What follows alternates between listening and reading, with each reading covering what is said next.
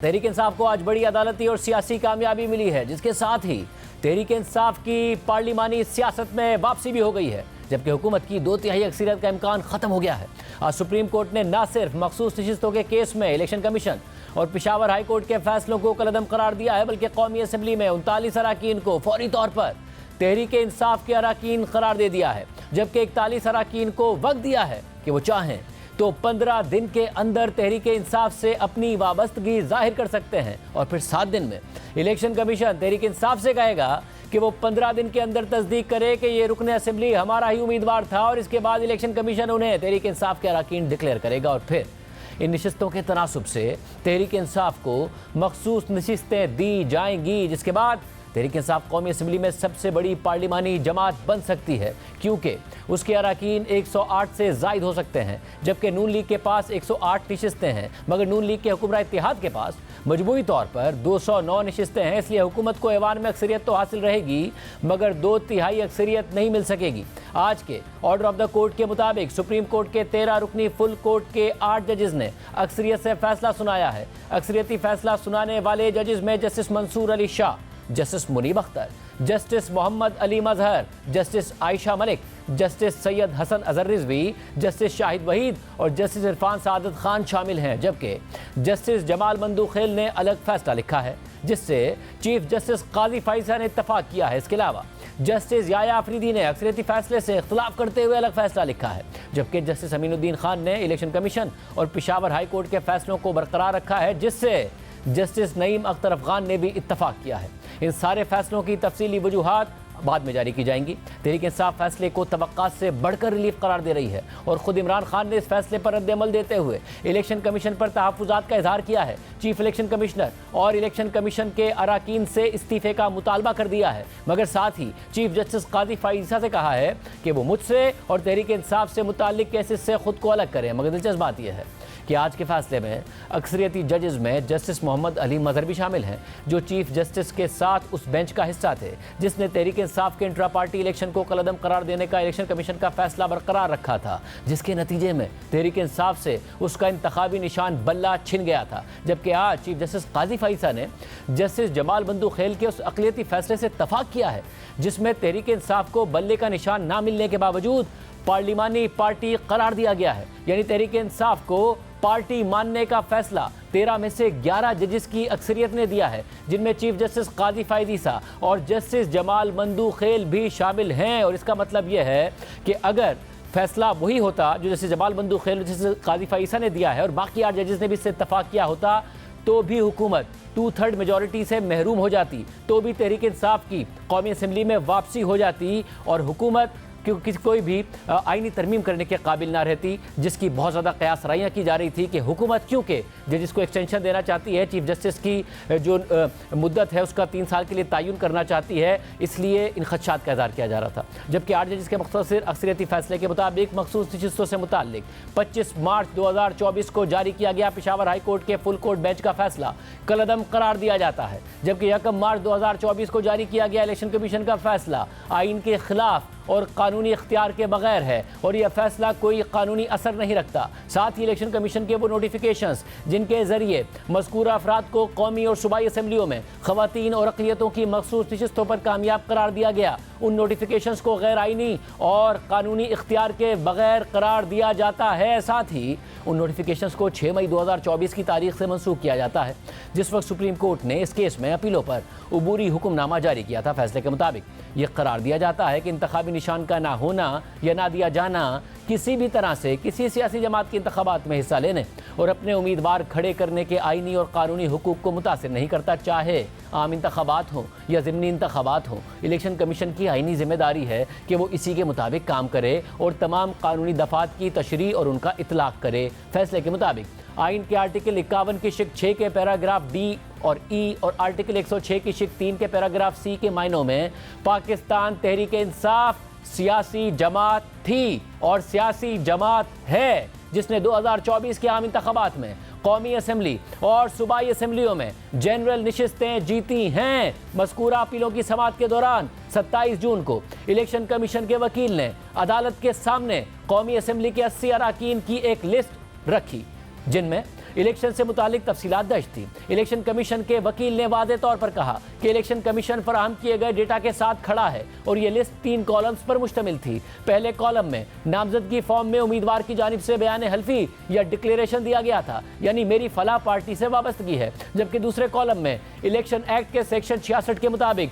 Party से वाबस्तगी का certificate जमा कराया गया था और तीसरे कॉलम में बयान हल्फी या डिक्लेरेशन के साथ साथ पार्टी वाबस्तगी का सर्टिफिकेट भी दिया गया था। इसके बाद अदालत ने लिखा कि 2024 के आम इंतखाबात के गैर मामूली हक़ाइक़ और हालात को मद्देनज़र रखते हुए यह करार दिया जाता है कि मज़कूर 80 अराकीन कौमी असम्बली में से 39 अराकीन ऐसे हैं जिनका इलेक्शन कमीशन ने मज़कूरा तीनों कॉलम्स में से किसी भी एक में PTI से ताल्लुक़ दिखाया है, इसलिए वो तहरीक इंसाफ ही के जीते हुए अराकीन थे और हैं, यानी ये नशिस्तें तहरीक इंसाफ ने जीती हैं। 2024 के आम इंतखाबात के गैर मामूली हक़ाइक़ और हालात को मद्देनज़र रखते हुए मज़ीद हुक्म दिया जाता है कि 80 में से बच जाने वाले बाकी 41 अराकीन 15 वर्किंग डेज़ के अंदर इस हवाले से बयान हल्फी जमा करा सकते हैं कि उन्होंने सियासी जमात के उम्मीदवार के तौर पर इलेक्शन लड़ा था। जैसे ही ऐसा कोई बयान हल्फी जमा हो जाए तो इलेक्शन कमीशन फौरी तौर पर 7 दिन के अंदर मुतालिका सियासी जमात को नोटिस भेजे और उससे 15 दिन में तस्दीक करने का कहे कि मज़कूरा उम्मीदवार ने हमारे उम्मीदवार के तौर पर इलेक्शन लड़ा था। और अगर ऐसा बयान हल्फी जमा होता है और सियासी जमात से तस्दीक भी होती है तो फौरी तौर पर उस रुकन को मुतल्लिका सियासी जमात का रुकन असम्बली तस्वुर किया जाएगा।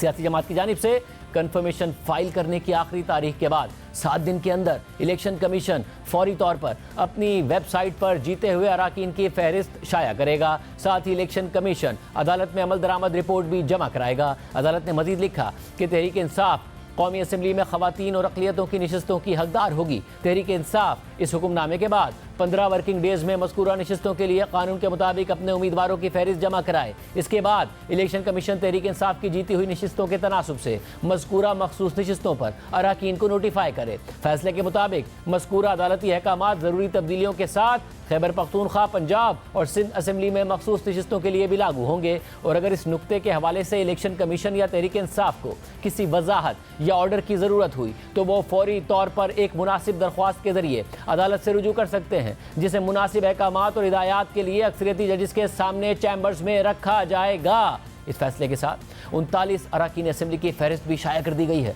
जिन्हें अदालत ने तहरीक इंसाफ के अराकीन करार दिया है और उन 41 अराकीन की फहरिस्त भी शाया कर दी गई है जिन्हें सियासी वाबस्तगी जाहिर करने के लिए वक्त दिया गया है। और अक्सरियती फैसला यही है जिस पर अमल दरामद होना है और यह फैसला आज जस्टिस मंसूर अली शाह ने सुनाया। The impugned judgment dated 25th of March 24 of the learned full bench of the High Court is set aside. The order of the Election Commission of Pakistan dated 1st of March 2024 is declared to be ultra vires the Constitution, without lawful authority and of no legal effect.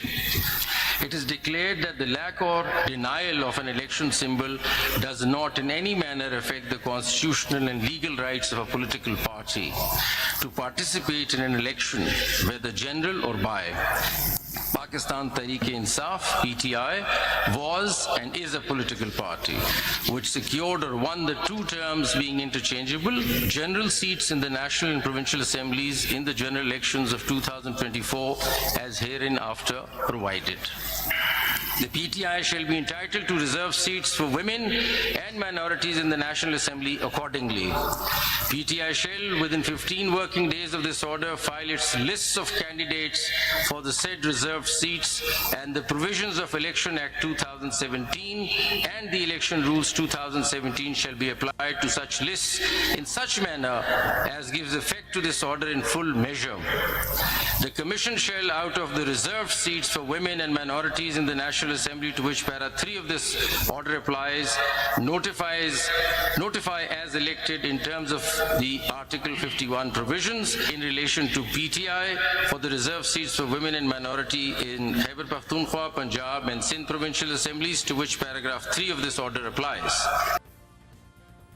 मगर justice Jamal बंदूखेल ने अपना अलग फैसला लिखा है जिससे chief justice काजी फाइसा ने भी इत्तफाक किया है। जस्टिस जमाल बंदूखेल के तहरीर करदा फैसले के मुताबिक ये मामलात ख़वातीन और अक़लियतों को मुख्तस की जाने वाली मखसूस नशिस्तों के तनाज़े के बारे में है। सुन्नी इत्तेहाद काउंसिल ने 2024 के इंतखाबात में हिस्सा नहीं लिया। सुन्नी इत्तेहाद काउंसिल जो आज़ाद उम्मीदवारों की शमूलियत के बाद मखसूस नशिस्तों का मुतालबा कर रही है, उसने कौमी असम्बली या किसी सूबाई असम्बली में एक भी सीट नहीं जीती, ना ही अक़लियतों और ख़वातीन की मखसूस नशिस्तों के लिए अपने उम्मीदवारों की फहरिस्त जमा करवाई। इसलिए सुन्नी इत्तेहाद काउंसिल कौमी असम्बली और सूबाई असम्बलियों में किसी भी मखसूस नशिस्त की अहल नहीं है। इस हद तक इलेक्शन कमीशन का 1 मार्च 2024 का ऑर्डर बरकरार रखा जाता है। आर्टिकल 51 की शिक 3 के मुताबिक कौमी असम्बली की कुल नशिस्तों में से 60 नशिस्तें ख़वातीन और 10 नशिस्तें अक़लियतों के लिए मुख्तस हैं। ख़वातीन और अक़लियतों का यह हक़ आइन में महफूज है। आइन के आर्टिकल 51 की शिक 6 की ज़ैली शिक डी और ई के मुताबिक मखसूस नशिस्तों के लिए उम्मीदवारों का इंतखाब सियासी जमातों की जानिब से दी गई फहरिस्त में से उन सियासी जमातों की कौमी असम्बली में सूबों से जीती गई नशिस्तों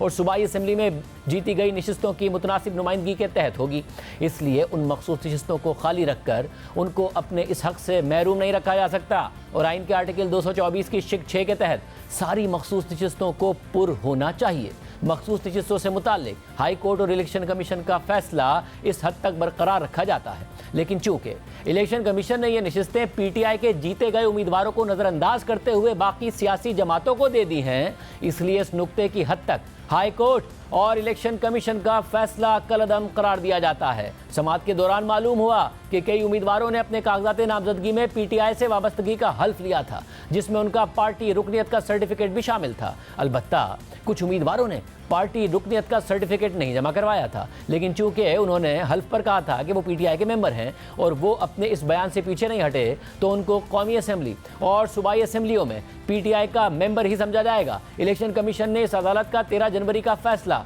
जो कि पीटीआई की जानिब से इंट्रा पार्टी इलेक्शन ना करवाने से मुताल्लिक था, उसकी गलत तशरीह करके पीटीआई के उम्मीदवारों को गलत तरीके से आज़ाद उम्मीदवार जाहिर किया। इलेक्शन कमीशन के पास कोई इख्तियार नहीं था कि वो किसी सियासी जमात की जानिब से नामजद उम्मीदवार को आज़ाद डिक्लेयर करे। इसी तरह एक उम्मीदवार जिसने एक दफ़ा अपने आप को किसी सियासी जमात का उम्मीदवार डिक्लेयर कर दिया हो, वो कागजात नामजदगी वापस लेने की आखिरी तारीख के बाद अपनी उस सियासी जमात से उम्मीदवारी वापस नहीं ले सकता। यहाँ ये बताना ज़रूरी है कि ना पीटीआई ना ही पीटीआई से वाबस्ता किसी उम्मीदवार ने इस समाअत से पहले या समाअत के दौरान इस अदालत से रुजू किया या इलेक्शन कमीशन के फैसले को चैलेंज करने के लिए हाई कोर्ट से रुजू किया, जिसमें उन्हें आज़ाद उम्मीदवार डिक्लेयर किया गया था। लेकिन इस हकीकत के तनाजुर में कि ये अपील और पटिशन इलेक्शन कमीशन में ज़ेर समाअत इलेक्शन से मुतालिक समाअतों का तसलसल है, इसलिए हम इलेक्शन कमीशन के फैसलों की खामियों को देख सकते हैं ताकि ख़वातीन और गैर मुस्लिमों के मफाद का तहफ़्फ़ुज़ किया जा सके। इसलिए वो उम्मीदवार जिन्होंने अपने कागजात नामजदगी जमा कराते वक्त अपने आप को पीटीआई का मेंबर बताया था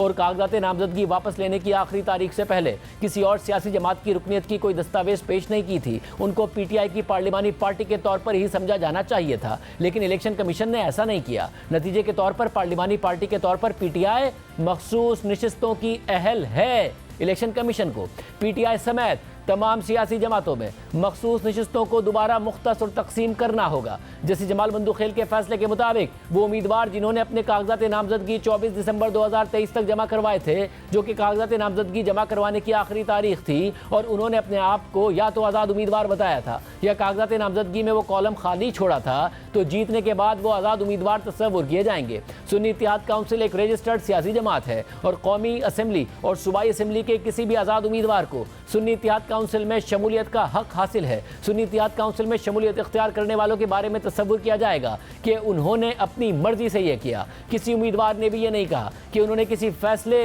या कानून पर गलत फहमी, जबर, मजबूरी या गैर ज़रूरी असर रसूख की वजह से सुन्नी इत्तेहाद काउंसिल में शमूलियत इख्तियार की, और इस अदालत को भी इसके बरक्स नहीं सोचना चाहिए। हमें इस बात को यकीनी बनाना चाहिए कि आइन की गलत तशरीह ना की जाए, ना ही आम तौर पर समझ आने वाले अल्फाज को मसनूई मायने दिए जाएँ। हमें चाहिए कि दुरुस्त तरीके से नाफिज करदा कवानीन की पासदारी करें और कानून को नज़रअंदाज करते हुए ऐसा कुछ ना करें जिससे किसी सियासी जमात को सहूलत पहुँचे या रुकावटें खड़ी हों। ये था जैसे जमाल बंदूखेल का फैसला, जिसे चीफ जस्टिस काजी फाइज ईसा ने इत्तफाक किया है। इसके अलावा फुल कोर्ट के रुकन जस्टिस याया आफरीदी ने इख्तलाफी फैसला लिखा है, जिसके मुताबिक इलेक्शन कमीशन और पेशावर हाई कोर्ट के फैसलों के खिलाफ अपीलें मुस्तरद की जाती हैं। सुन्नी इत्तेहाद काउंसिल आइन और कानून के मुताबिक सियासी जमात की शराइत पर पूरा नहीं उतरती है, इसलिए वह कौमी और सूबाई असम्बलियों में ख़वातीन और अक़लियतों की मखसूस नशिस्तों के लिए अहल नहीं है, जबकि पाकिस्तान तहरीक इंसाफ आइन और कानून के मुताबिक एक सियासी जमात बनने के लिए तमाम शराइत पर पूरा उतरती है और वो मखसूस नशिस्तों के लिए अहल है। इस लिहाज से कि कौमी और सूबाई असम्बली के वो उम्मीदवार जिन्होंने अपने कागजात नामजदगी में हल्फिया तौर पर डिक्लेयर किया है कि वो तहरीक इंसाफ से ताल्लुक़ रखते हैं और उन्होंने पीटीआई से अपनी वाबस्तगी की बजरिया सर्टिफिकेट तस्दीक कराई है, वो पीटीआई के उम्मीदवार ही रहेंगे और आज़ाद उम्मीदवार तस्वुर नहीं होंगे जब तक कि वो खुद इलेक्शन कमीशन या रिटर्निंग अफसर को तहरीरी तौर पर ना बताएं कि उन्हें आज़ाद या किसी और जमात का उम्मीदवार तस्वुर किया जाए। इसी तरह कौमी असम्बली और सूबाई असम्बली के ऐसे कामयाब उम्मीदवार जिन्होंने तहरीक इंसाफ की जानिब से अपनी नामजदगी की हल्फन डिक्लेरेशन दी हो और पार्टी की जानिब से तस्दीक शुदा सर्टिफिकेट जमा कराए हों और उन्होंने पूरे इंतखाबी प्रोसेस में अपनी इसी पोजीशन को बरकरार रखा है, वो पीटीआई के उम्मीदवार तस्वुर होंगे और इलेक्शन कमीशन की जानिब से इन कामयाब उम्मीदवारों की इस पोजीशन को कानूनी तस्वुर किया जाना चाहिए और ऐसे कामयाब उम्मीदवार को आज़ाद या किसी और जमात के उम्मीदवार के तौर पर ट्रीट ना किया जाए और पीटीआई को इसी तनासुब से ख़वातीन और अक़लियतों की मखसूस नशिस्तें दी जाएँ। जस्टिस याया अफरीदी के फैसले के मुताबिक ऐसे उम्मीदवार जिन्हें तहरीक इंसाफ ने नामजद किया हो लेकिन वो कामयाब होने के बाद किसी और जमात में शामिल हुए या उन्होंने अपने आप को आज़ाद तस्वुर कराया है, उन्होंने अपने वोटर्स के एतमाद को नज़रअंदाज किया है और अवामी राय को मजरूह किया है। अगरचे ऊपर बताए गए नकात के कानूनी असरात और नताइज के साथ साथ इलेक्शन कमीशन के इक़दामात पर गहरी तशवीश है, मगर इन मामलात को मौजूदा अपीलों और दरख्वास्तों में चैलेंज नहीं किया गया और वो अफराद जो इनसे मुतासिर होंगे वो इस अदालत के सामने फरीक नहीं है। इसलिए इलेक्शन कमीशन को यह हिदायत देना कि वह ख़वातीन और अक़लियतों की मखसूस नशिस्तों को कौमी और सूबाई असम्बली की किसी सियासी जमात को दे, ये कानूनी तौर पर मुनासिब नहीं है। इलेक्शन कमीशन को यह हिदायत दी जाती है कि वो मुतल्लिका फरीकैन को सुनने के बाद और अगर ज़रूरत पड़े तो इस मामले पर गुज़िश्ता फैसले को देख कर 7 दिनों में इस फैसले पर अमल दरामद करें। आज सुप्रीम कोर्ट के मखसूस नशिस्तों के केस में फैसले के बाद कौमी और सूबाई असम्बलियों के जिन 39 अरकान ने 8 फरवरी के इलेक्शन में तहरीक इंसाफ से वाबस्तगी जाहिर कर दी थी, वो आज के बाद से तहरीक इंसाफ के अरकान असम्बली तस्वुर किए जाएंगे, जबकि जिन 41 अरकान ने अपने कागजात नामजदगी में पार्टी वाबस्तगी जाहिर नहीं की थी उन्हें भी तहरीक इंसाफ की पार्लिमानी पार्टी का हिस्सा बनने के लिए वक्त दिया गया है और इसके बाद ही मखसूस नशिस्तों का फैसला होगा। तहरीक इंसाफ ने सुप्रीम कोर्ट के इस फैसले का खैर मकदम किया है, बल्कि उसे तवक्को से बढ़कर रिलीफ करार दिया है। पार्टी के सीनियर रहनुमा और माहिर कानून बैरिस्टर अली जफर ने जियो न्यूज़ से बात करते हुए कहा है कि यह फैसला हमारी उम्मीद से भी बहुत बेहतर हुआ है। हमें तवक्को थी कि सुन्नी इत्तेहाद काउंसिल को मखसूस नशिस्तें दी जाएंगी, हमारी तरफ से भी जो गलतियां हुई इस फैसले ने वो सब आज ठीक कर दिया है। हमारी यकीनी तौर पे एक्सपेक्टेशन जो थी या जो हमारी उम्मीद थी उससे बहुत बेहतर फैसला हुआ है। हमने तो वाकई ही जो एक्सपेक्ट कर रहे थे वो ये था कि मेजॉरिटी से ये फैसला आएगा कि ये सुन्नी इत्तेहाद काउंसिल को दी जाएंगी नशिस्तें। ये फैसला बिल्कुल दुरुस्त है और बड़ा जो गलतियां थी माजी में इलेक्शन कमीशन ऑफ पाकिस्तान की तरफ से बदनीयती थी, हमारी गलतियां आप कह लें, वो सारी चीजें कवर करते हुए अदालत ने आज ये एक बड़ा अहम फैसला किया और जो रॉन्ग था, जो गलती थी, वो करेक्ट कर दी। इसके अलावा फैसले के बाद इमरान खान समेत तहरीक इंसाफ की मरकजी क़यादत ने चीफ इलेक्शन कमिश्नर और इलेक्शन कमीशन के अरकान से इस्तीफे का मुतालबा करते हुए उन पर आर्टिकल 6 लगाने का मुतालबा कर दिया। हम इलेक्शन से मुतालबा करते हैं कि जल्द से जल्द हमारा सर्टिफिकेट इशू किया जाए। तवक्को करते हैं कि इस मरतबा 3 दिन के अंदर अंदर हमारा नोटिफिकेशन होगा। जितने रिजर्व सीटें हैं वो रिजर्व सीटें पाकिस्तान तहरीक इंसाफ को अलाट होगी। हमारी डिमांड्स क्या हैं? आपके चीफ इलेक्शन कमिश्नर और उसके 4 कमिश्नर्स, उनको फिल फॉर मुस्ताफी होना चाहिए या उनमें जुर्रत है तो आइन की इंटरप्रिटेशन जो गलत करता है उसके ऊपर मेरी नजर में आर्टिकल 6 लगना चाहिए। वो लोग जो कि फॉर्म 47 के जरिए उनको हराया गया, उनका मैंडेट हमने रिकवर करना है। ये हमारा दूसरा हदफ है। ये हदफ हमारी जमहूरी और सियासी जो जद्दोजहद है उसका एक अहम तरीन हिस्सा है। क्योंकि फैसला आने के बाद तहरीक इंसाफ के साबिक रहनुमा सेनेटर फैसल वाउडा ने पीटीआई में फॉरवर्ड ब्लॉक बनने का दावा कर दिया।